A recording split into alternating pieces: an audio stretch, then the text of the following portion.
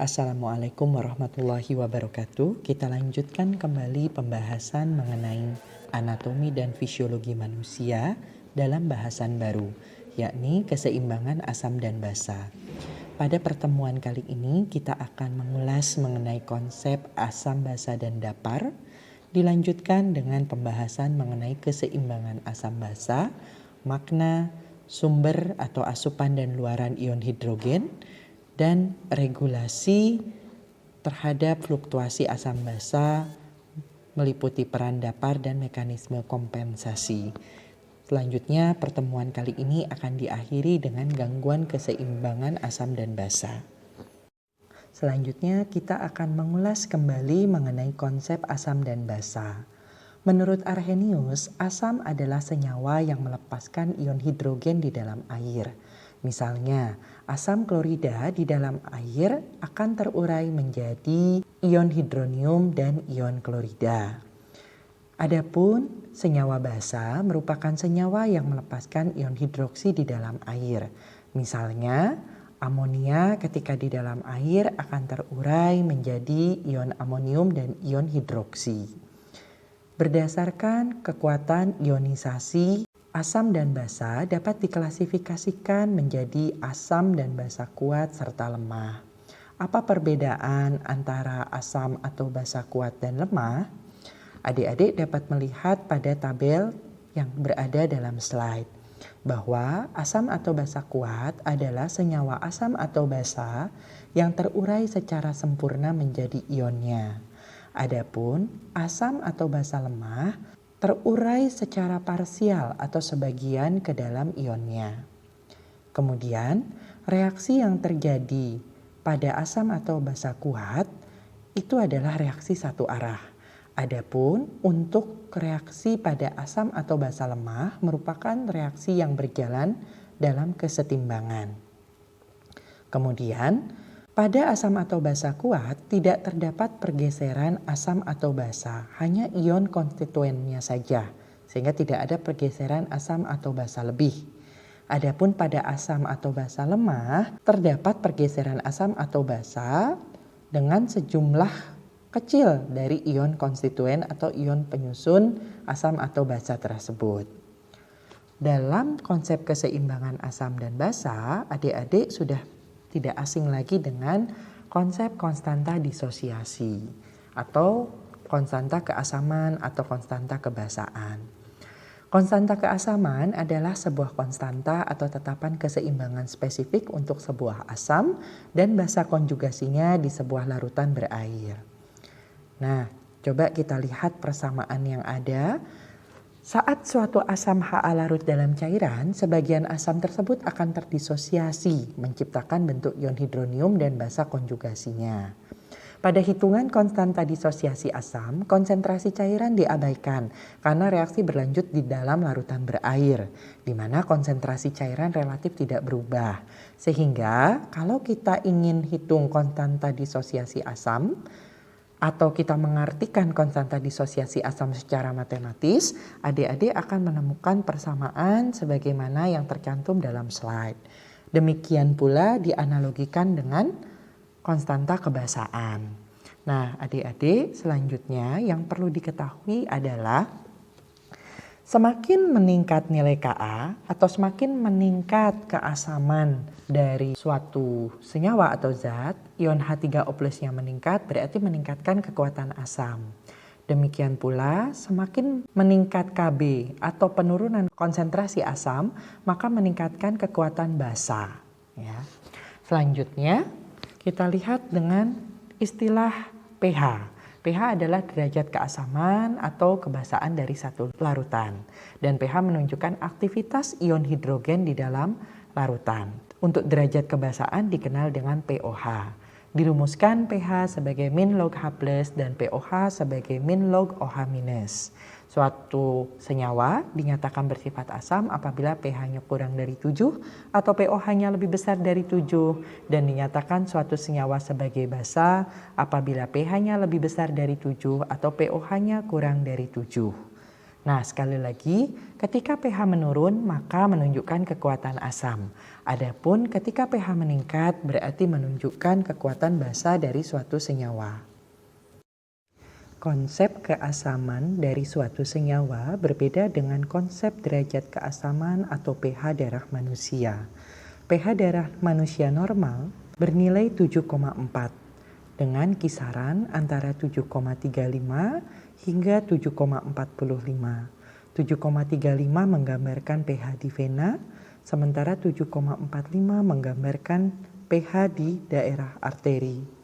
Ketika kondisi pH kurang dari 7,35 dikenal dengan istilah asidosis.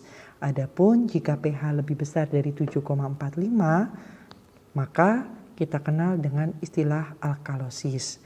Pada pH plasma kurang dari 6,8 atau lebih besar dari 8 tidak memungkinkan bagi manusia untuk hidup. Mengapa pH darah ini penting? Perubahan atau fluktuasi ion hidrogen berkonsekuensi pada beberapa hal fisiologis di dalam tubuh. Yang pertama adalah perubahan eksitabilitas dari saraf dan otot. Pada kondisi asidosis, memacu gejala-gejala seperti depresi sistem saraf pusat, disorientasi bahkan koma. Adapun pada kondisi alkalosis, eksitabilitas dari sistem saraf baik perifer maupun pusat akan berlebih, menimbulkan rasa kesemutan, kedutan, spasmus yang mungkin bisa menghambat nafas, kejang, ataupun perasaan cemas. Yang kedua, konsekuensi dari perubahan H+ adalah berpengaruh nyata kepada enzim dengan cara mengubah aktivitas dan molekul dari enzim. Perubahan aktivitas diakibatkan oleh perubahan konformasi dari protein, yaitu pada penyusun enzim itu sendiri. Dan yang kedua adalah bahwa pola normal aktivitas metabolik yang dikatalisis enzim itu pun akan mengalami perubahan. Bisa menjadi lebih cepat ataupun bisa menjadi lebih lambat. Konsekuensi ketiga adalah terjadi perubahan kadar kalium tubuh. Sebagaimana yang kita ketahui bahwa natrium direabsorpsi dari filtrat, kemudian sel tubulus akan mensekresi sebagai penukar bisa ion K+ ataupun ion H+. Secara normal, sekresi kalium itu lebih sering daripada sekresi ion hidrogen, karena ion hidrogen akan dieliminasi di dalam ginjal. Nah, ketika eliminasi dari K+ itu berkurang, maka akan menyebabkan retensi K+. Nah, retensi K+ bisa merugikan jantung, diantaranya bisa menyebabkan aritmia. Selanjutnya kita akan beralih pada konsep keseimbangan asam basa. Keseimbangan asam basa adalah suatu keadaan di mana konsentrasi ion hidrogen yang diproduksi setara dengan konsentrasi ion hidrogen yang dikeluarkan oleh sel. Keseimbangan asam basa ini dinyatakan dalam keseimbangan ion hidrogen pada cairan tubuh. Oleh karenanya, kita perlu untuk mengetahui asupan dan luaran ion hidrogen. Sebagian besar ion hidrogen yang dihasilkan merupakan produk sampingan atau produk akhir dari proses katabolisme karbohidrat, lemak, dan protein. Oksidasi dari karbohidrat dan lemak yang tidak sempurna menghasilkan asam laktat, asam-asam keto, dan asam lemak. Oksidasi sebagian asam amino akan menghasilkan asam fosfat dan metabolisme purin akan menghasilkan asam urat. Nah, contoh untuk asam lemak, asam-asam ini akan berdisosiasi secara parsial untuk menghasilkan hidrogen bebas. Sumber utama lain ion hidrogen adalah melalui produksi karbon dioksida oleh sel-sel jaringan. Bahwa karbon dioksida akan berikatan dengan air terutama dalam sel darah merah untuk membentuk asam karbonat yang terurai menjadi ion-ion hidrogen. Kemudian, asupan ion hidrogen dapat diperoleh pula melalui sejumlah kecil asam yang mampu terurai untuk menghasilkan ion hidrogen yang tertelan bersama makanan. Misalnya asam sitrat yang kita peroleh dari jeruk. Luaran dari ion hidrogen dapat disekresikan ion hidrogen tersebut melalui sekresi urin oleh ginjal, oleh sistem tubulus, Dapat juga melalui proses ekspirasi, di mana karbon dioksida akan berdifusi dari darah, mengalir via kapiler paru ke dalam alveolus untuk selanjutnya diekspirasikan ke atmosfer. Nah, untuk pengaturan keseimbangan ion hidrogen untuk mencapai homeostasis itu akan diatur melalui mekanisme dapar dan mekanisme kompensasi yang selanjutnya akan dijelaskan pada slide-slide berikutnya. Selanjutnya kita akan mengulas kembali mengenai konsep dapar. Apa yang dimaksud dengan dapar? Dapar adalah campuran larutan dua senyawa kimia yang mampu untuk meminimalkan perubahan pH ketika terjadi penambahan atau pengurangan asam ataupun basa dari larutan tersebut. Dapar dapat diklasifikasikan sesuai dengan beberapa jenis klasifikasi. Misalnya ada yang mengklasifikasikan dengan buffer asam dan buffer basa. Buffer asam adalah campuran asam lemah dengan garam yang diperoleh dari basa kuat. Contohnya asam asetat dengan garam natrium asetat. Adapun buffer basa adalah campuran basa lemah dan garam yang diperoleh dari asam kuat. Ya, misalnya di sini NH4OH ditambah dengan NH4Cl. Ada lagi yang mengklasifikasikan buffer kimiawi dan buffer fisiologis. Buffer kimiawi adalah buffer yang dibahas dalam uraian slide ini, sementara buffer fisiologis misalnya adalah buffer yang nanti akan dijelaskan dalam mekanisme kompensasi. Kemudian bagaimanakah kerja dari buffer itu sendiri? Nah, kita lihat misalnya pada buffer asam, kita lihat ya di gambar 2. Ya, misalnya gabungan antara CH3COOH dan CH3COONA. Bahwa pH dari buffer itu diatur dalam satu keseimbangan. CH3COOH itu akan berubah menjadi CH3COO- plus H+. Nah, larutan buffer ini memiliki kelebihan ion asetat dalam jumlah besar yang dihasilkan melalui ionisasi sempurna dari natrium asetat. Jadi CH3COONA ya dalam kesetimbangan dengan CH3COO- dan Na+. Ketika misalnya kita tambahkan HCl, nah peningkatan dari ion H+ ini akan dibalance atau akan diseimbangkan dengan kelebihan asetat untuk membentuk CH3COOH yang tidak terionisasi. Selanjutnya, ion H+ yang ditambahkan akan dinetralkan dan pH dari larutan buffer otomatis menjadi tidak berubah. Ya. Nah, bagaimana kalau misalnya dengan penambahan dari NaOH misalnya?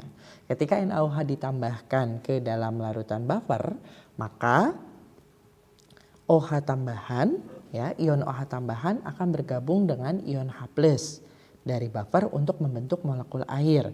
Sebagai hasilnya, maka keseimbangan yang awal itu akan bergeser ke kanan untuk menghasilkan ion H+ terus gitu ya, sehingga seluruh kelebihan dari OH- itu akan dinetralisasi dan pH dari buffer akan dikembalikan ke pH awal. Nah, itu contohnya untuk penambahan asam dan basa pada buffer asam. Bagaimana penambahan pada buffer basa? Nah, coba adik-adik difikirkan lebih lanjut. Analog sebenarnya dengan kerja yang terjadi pada buffer asam.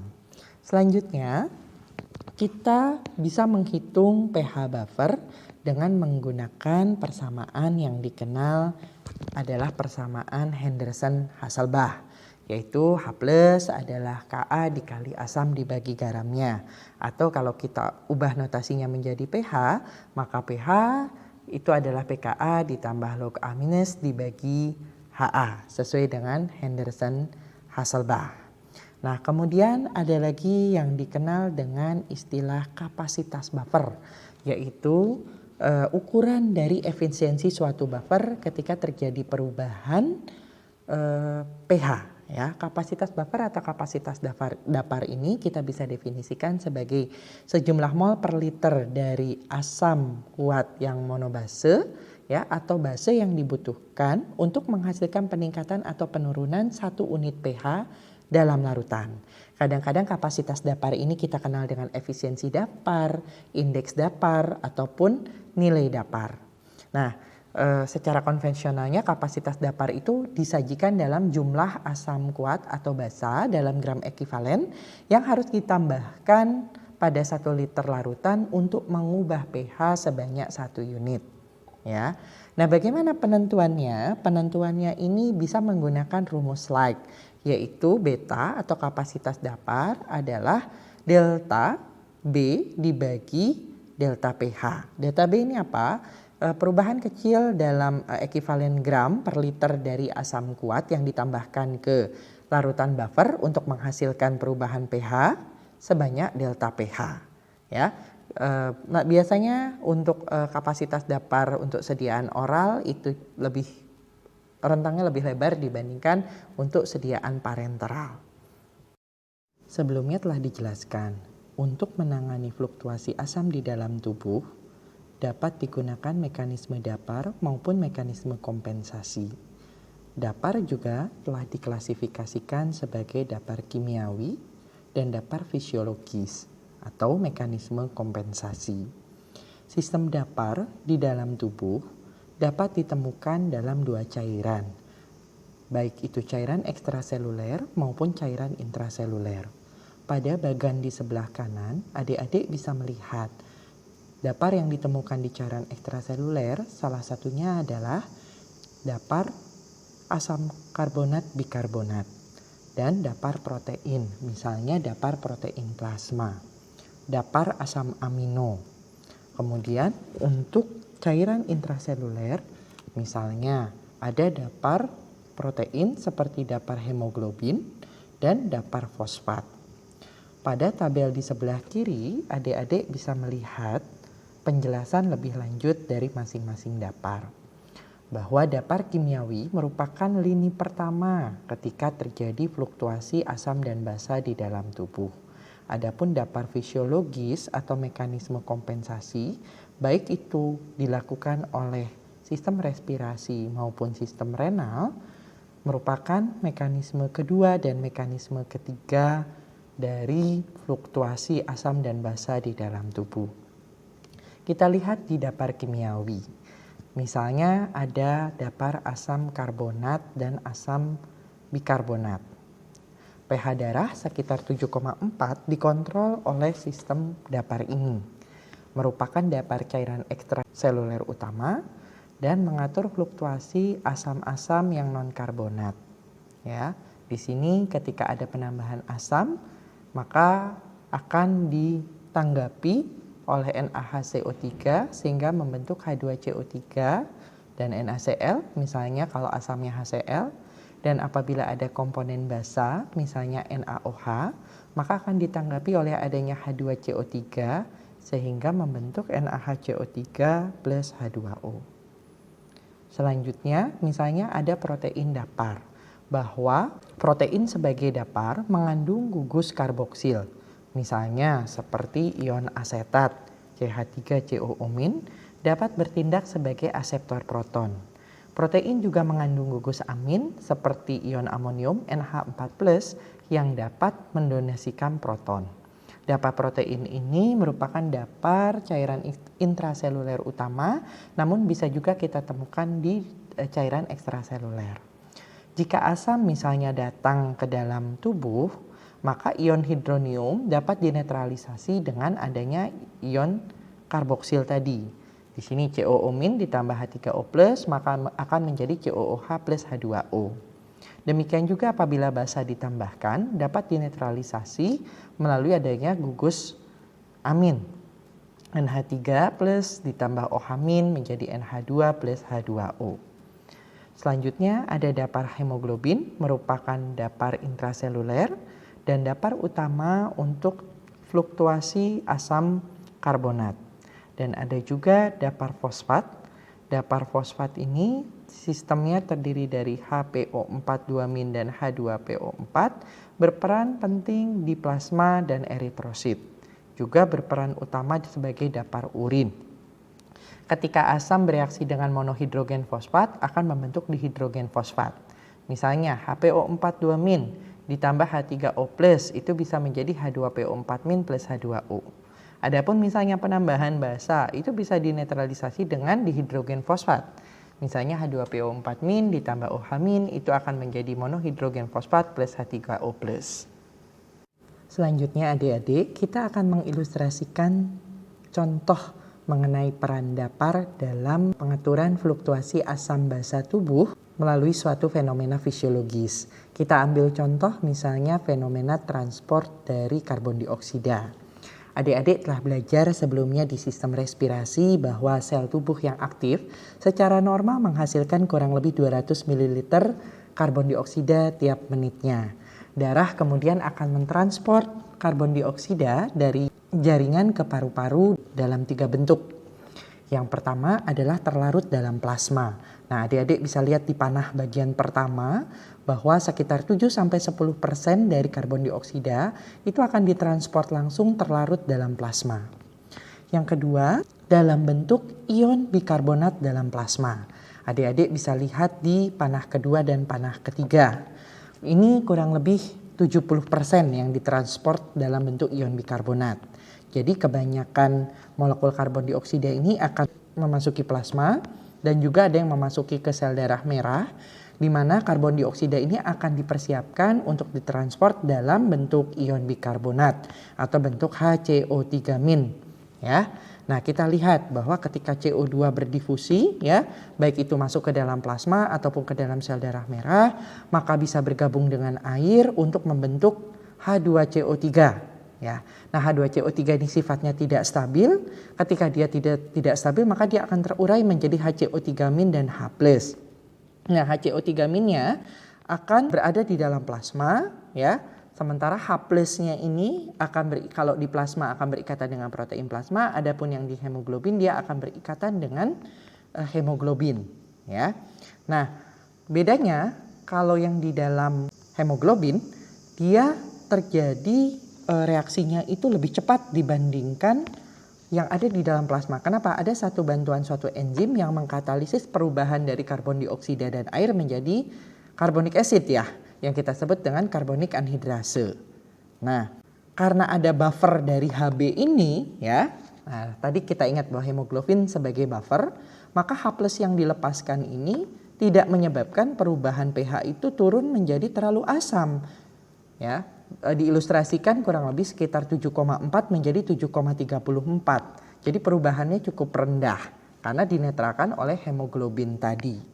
Kemudian karena banyak HCO3- yang dilepaskan dari hemoglobin ke plasma, maka terjadi suatu pergeseran di sini yang kita kenal dengan pergerakan klorida, ya, suatu pergerakan ion klorida untuk mengimbangi HCO3- antara eritrosit dan plasma. Nah, kemudian di sini juga menggambarkan peristiwa yang kita sebut dengan peristiwa Haldan. Apa peristiwa Haldan? Bahwa oksigenasi hemoglobin di paru-paru itu akan meningkatkan pelepasan CO2. Sementara deoksigenasi Hb di jaringan perifer itu akan meningkatkan pengambilan CO2. Jadi makin banyak Hb yang tidak teroksigenasi itu akan meningkatkan pengambilan CO2. Adik-adik kan bisa lihat di gambar 2 ataupun di gambar 3. Selain itu juga kaitannya dengan bikarbonat itu juga menggambarkan efek Bohr, bahwa afinitas pengikatan oksigen dari Hb itu akan berbanding terbalik dengan konsentrasi karbon dioksida dan konsentrasi dari H+. Nah, kita lihat di jaringan. Kalau CO2-nya tinggi, H+-nya naik, maka otomatis pengikatan dari kurva hemoglobin dan oksigen itu yang telah Anda pelajari itu akan bergeser ke kanan. Sementara pada paru-paru, penurunan dari tekanan karbon dioksida dan konsentrasi H+ itu akan mendorong kurva HbO2 ke arah kiri. Ya, sehingga nanti adik-adik telah ketahui bahwa efek Bohr itu akan memfasilitasi dari pelepasan oksigen dari Hb pada jaringan dan juga memfasilitasi uptake atau asupan oksigen oleh Hb di paru-paru. Ya, itu kurang lebih. Yang ketiga, ya, bisa ditransport dalam bentuk pengikatan terhadap hemoglobin langsung, ya. Jadi CO2 ini berikatan dengan hemoglobin sekitar 20%. Jadi karbon dioksida yang terlarut itu akan terikat dan kemudian akan dibawa di dalam sel darah merah sebagai karbaminohemoglobin. Reaksinya cepat, tidak membutuhkan katalis, dan dia tidak bersaing dengan oksihemoglobin. Ya, kenapa? Karena karbon dioksida hanya berikatan pada globin, tidak berikatan pada hemenya. Nah, itu kurang lebih contoh peran buffer, ya, buffer protein dan buffer hemoglobin dalam transport CO2 di dalam tubuh. Kita beralih ke salah satu dapar kimiawi, yaitu dapar karbonat bikarbonat yang berperan dalam kontrol pH darah. Sebagaimana kita ketahui, H2CO3 akan diuraikan menjadi H+ dan HCO3-. Ya. Ketika pH terlalu tinggi atau konsentrasi OH- terlalu tinggi, maka OH- akan bereaksi dengan H2CO3 untuk membentuk HCO3 dan H2O. Demikian pula ketika pH terlalu rendah atau konsentrasi asam menjadi tinggi, maka H+ akan bereaksi dengan HCO3- untuk membentuk H2CO3. Karena H2CO3 merupakan asam lemah, maka H+ yang ada akan berasosiasi dengan H2CO3. Kemudian itu yang digambarkan dalam gambar A pada slide tersebut.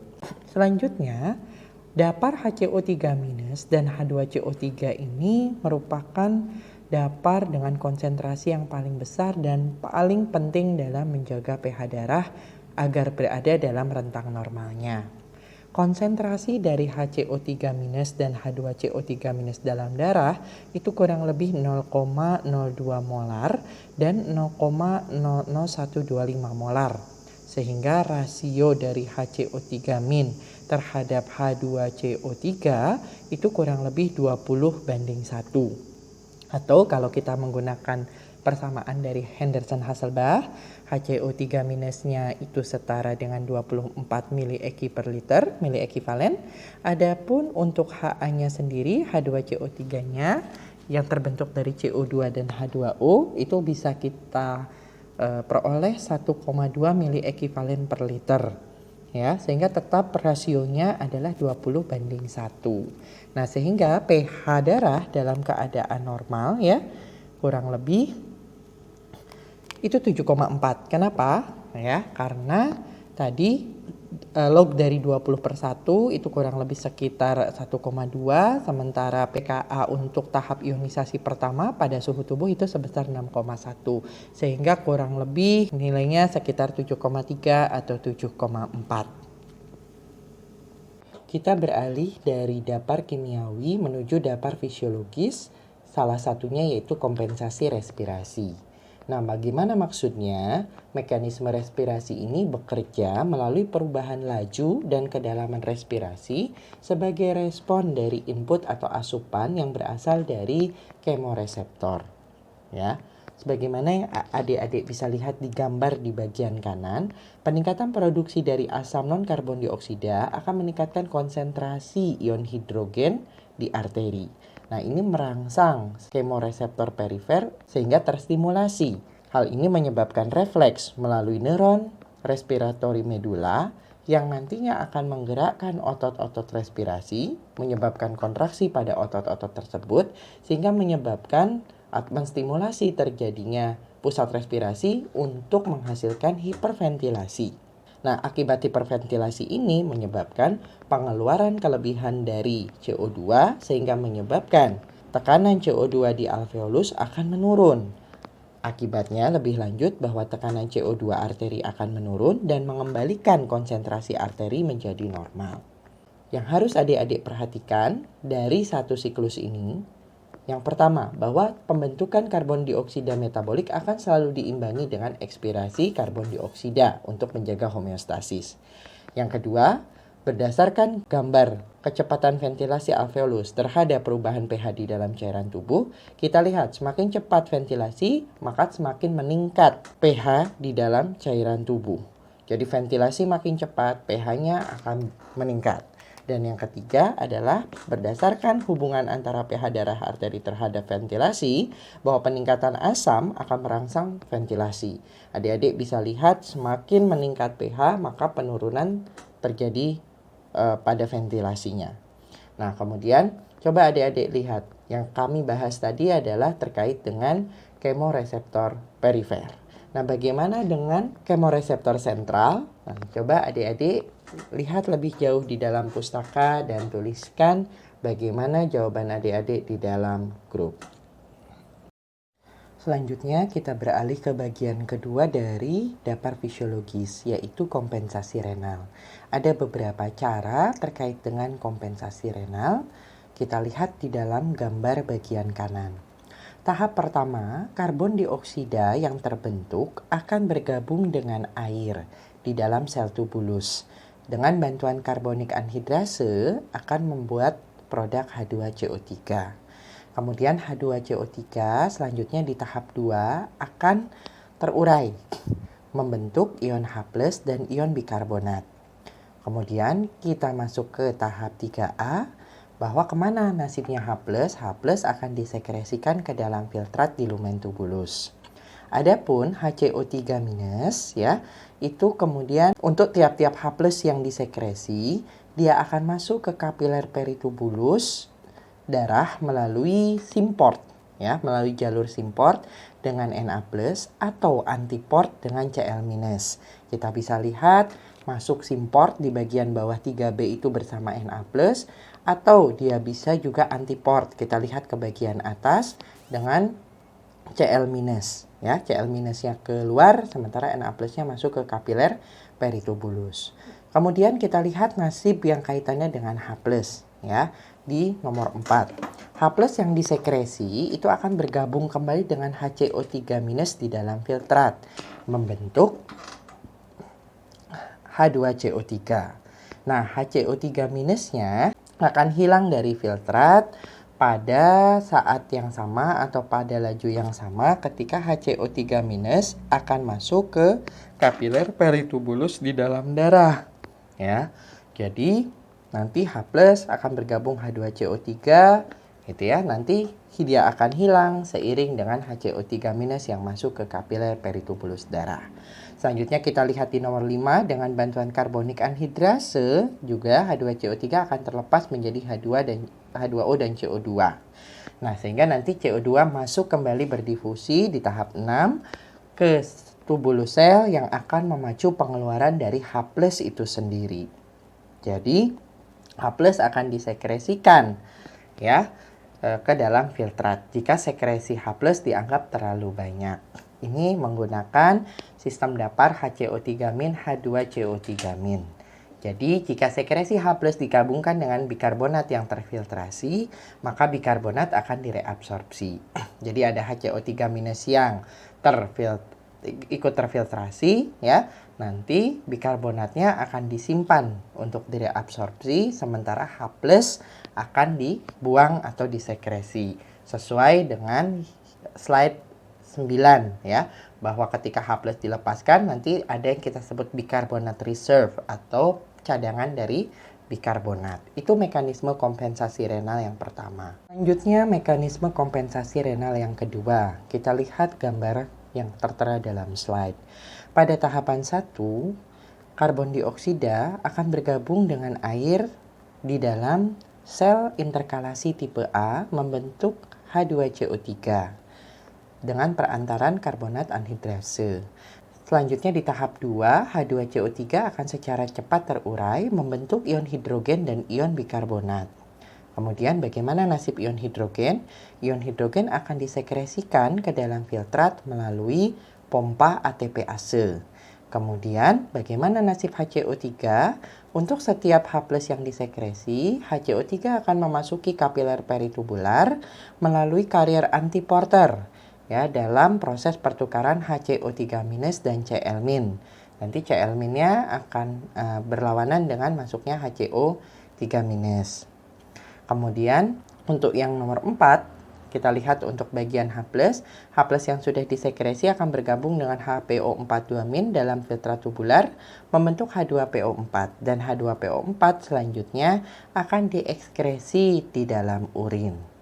Oleh karenanya, jika sekresi H+ dikombinasi dengan fosfat atau amonia, maka akan terjadi ekskresi asam dan pembangkitan bikarbonat yang baru.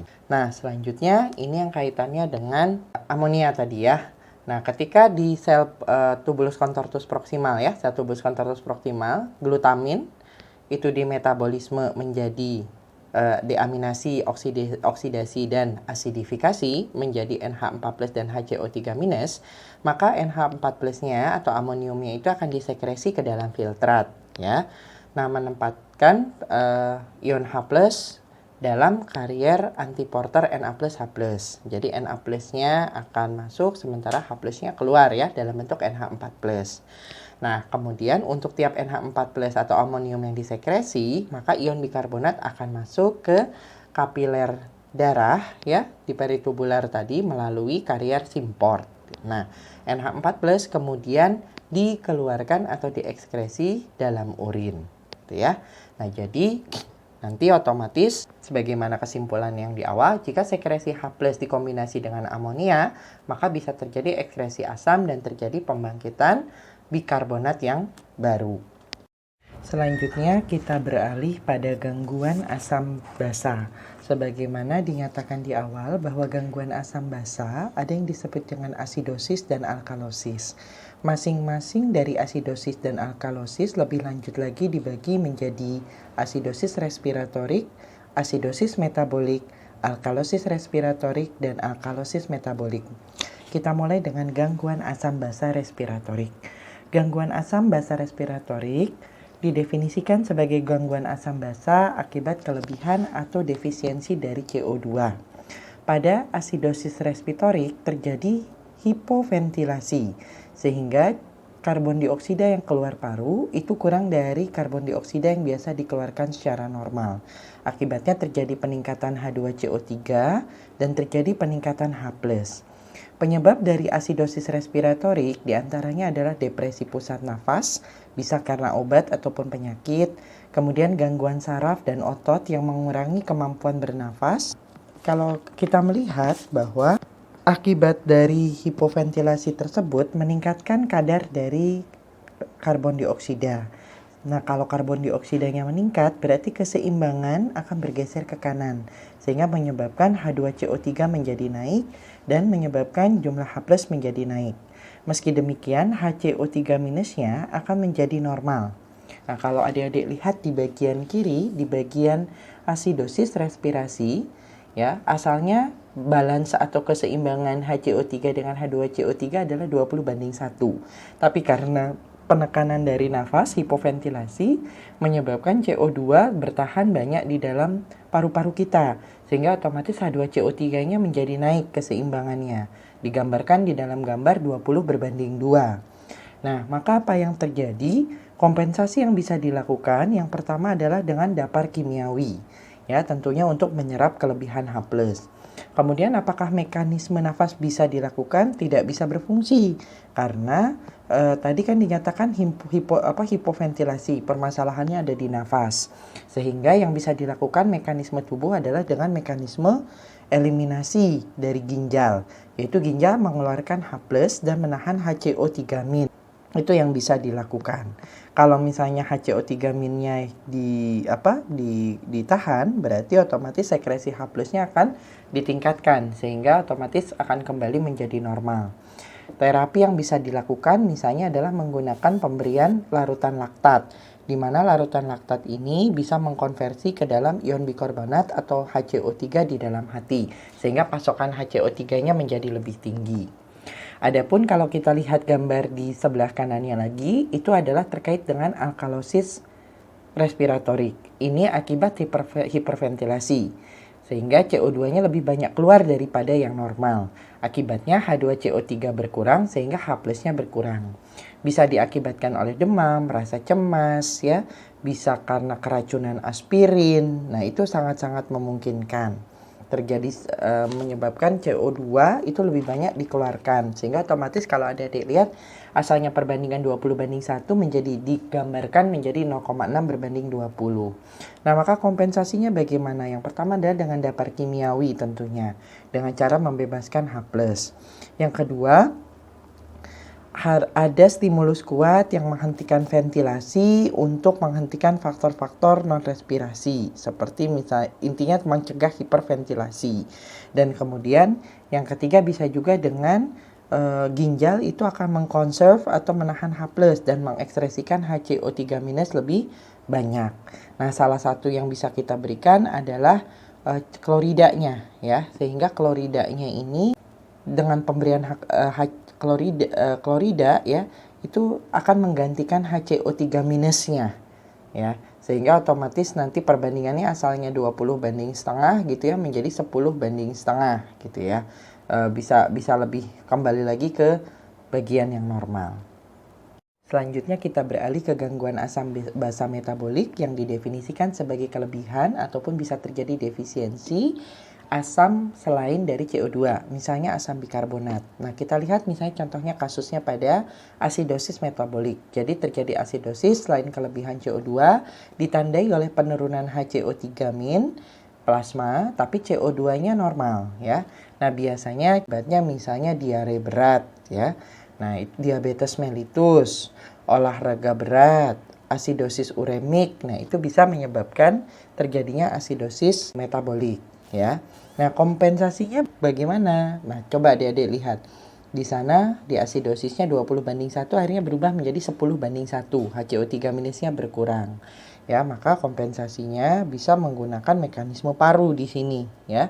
Jadi di sini hyperactive breathing gitu ya. Jadi harus banyak bernafas untuk mengeluarkan CO2 yang ada untuk memblow off CO2 di sini dinyatakan. Terus yang kedua juga bisa ginjal menjaga HCO3- dan mengeluarkan H+ ke urin yang asam. Bisa juga misalnya penyangga kimia tuh menyerap lebih H+ gitu ya. Nah, itu juga bisa terjadi. Nah, salah satu terapi yang digunakan bisa juga menggunakan laktat supaya mengubah ke ion bikarbonat di dalam hati. Sehingga keseimbangannya asalnya berubah dari 10:1 bisa berubah kembali menjadi 20:1. Adapun yang di bagian kanan itu bicara tentang alkalosis metabolik, jadi penurunan H+ akibat defisiensi atau pengurangan relatif dari asam non-karbonat. Sehingga HCO3- itu naik. Ya. Bisa jadi misalnya akibat muntah. Ya. Akibat muntah, terus bisa terjadi juga karena mengingesti atau kita makan obat yang sifatnya alkali. Nah, maka caranya bagaimana kompensasi tubuh yang mengeluarkan H+ dari dapur kimianya. Atau dari sistem respirasi secara mudah ventilasinya berkurang sehingga CO2 akan tertahan di cairan. Ya, kalau secara ginjal ya itu dia bisa juga misalnya menjaga H+ dan mengeliminasi HCO3- di dalam urin yang alkali. Ya. Maka terapinya sama seperti yang asidosis respirasi bisa memberikan dengan diganti dengan ion Cl- ya. Infus Cl- supaya dia bisa menggantikan asam bikarbonat yang ada. Bagaimana caranya kita menginterpretasi misalnya dalam satu kasus jenis gangguan asam basa apa ini? Nah, kita bisa melihat contoh langkah-langkah dalam beberapa kasus yang kita berikan. Misalnya dalam kasus 1, pH-nya 7,6 ya. Nah, otomatis ini lebih ya dari pH normal, berarti tidak normal nih, berarti dia sifatnya alkalosis. Kemudian kita melihat PCO2 normalnya, normal atau tidak nih, ternyata 29 mm Hg. Ya, kalau CO2-nya berkurang, berarti keasamannya berkurang, berarti alkalosis juga. Kemudian nilai HCO3-nya normal, HCO3-nya masih berada di rentang 22-26 mili ekuivalen per liter.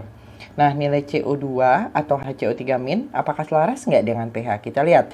Tadi pertama salah satunya alkalosis, yang kedua alkalosis. Berarti nilainya selaras. Nah, kemudian apakah PCO2 atau dari HCO3-nya bergerak ke arah yang berlawanan dengan pH? Tidak juga, sama-sama ke arah alkalosis. Maka ini jelas adalah alkalosisnya alkalosis respirasi. Ya. Kenapa alkalosis respirasi? Karena kaitannya tadi dengan CO2 ya. Jadi tidak kaitannya dengan HCO3-. Nah, ada kompensasi tidak? Tidak ada kompensasi karena geraknya tidak bergerak berlawanan. Nah, berbeda lihat misalnya dengan kasus 2. Kasus 2 pH-nya 7,48, jelas di atas normal, sifatnya alkalosis. Kemudian PCO2-nya 46, normal tidak? Tidak. Ya, di atas 45 mm Hg, berarti CO2-nya banyak, berarti dia asidosis. HCO3-nya bagaimana? Oh, HCO3-nya dia sebesar 33. tinggi, berarti dia termasuk alkalosis. Apakah nilai CO2 atau salah satu HCO3-nya selaras dengan pH? Tidak, karena ada PCO2 yang tidak selaras dengan pH. Berarti dia tidak selaras. Nah, sekarang dilihat apakah PCO2 atau HCO3-nya bergerak dengan arah yang berlawanan dengan pH? Ya, salah satunya berlawanan. Ada yang harusnya tadi pH-nya alkalosis, ada yang asidosis. Maka di sini otomatis berlawanan. Ya, berarti secara umum dia apa? Alkalosis. Kemudian apakah dia diakibatkan oleh CO2? Bukan, tapi alkalosisnya lebih dominan karena HCO3 minusnya. Berarti dia adalah alkalosis metabolik. Nah, sekarang kompensasinya apa? Karena dia metabolik, berarti kompensasinya adalah kompensasi respirasi, ya, yang diutamakan. Kemudian kita lihat kasus 3 contohnya. pH-nya 7,3 normal. Kemudian apakah PCO2-nya normal? 33. Oh, tidak. Lebih kecil, berarti dia alkalosis. Kemudian HCO3 minusnya normal atau tidak, adik-adik? 17. Kurang dari itu, berarti dia asidosis. Ada nilai yang tidak selaras? Ya, ada nilai yang tidak selaras dengan pH. Berarti tidak selaras nih dengan pH. Apakah PCO2 atau HCO3 bergerak dengan arah yang berlawanan dengan pH? Ya, dia berlawanan. Nah, ini gimana nih berarti? Dia apakah alkalosis ataukah asidosis? Ternyata dia adalah asidosis, ya, asidosis metabolik. Nah, tapi asidosisnya metabolik kenapa? Karena dilihat dari HCO3 minusnya, ya, jauh lebih dominan daripada PCO2-nya. Sementara pH-nya itu adalah pH ke arah ke arah asam, bukan ke arah basa. Maka dia lebih dominan asidosis. Berarti kompensasinya apa? Kompensasinya respirasi. Nah, adik-adik nanti di slide yang selanjutnya, di slide ke-17, adik-adik coba latihan apakah ini ada kompensasi ataukah ada kompensasi. Kalau kompensasinya nanti kompensasi apa? Kompensasi dari respirasi ataukah kompensasi dari yang lain. Nah, itu silahkan dicoba pada latihan selanjutnya. Sekian terkait pembahasan keseimbangan asam basa. Jika ada yang tidak jelas bisa ditanyakan dan didiskusikan baik dalam forum maupun pertemuan Zoom. Terima kasih.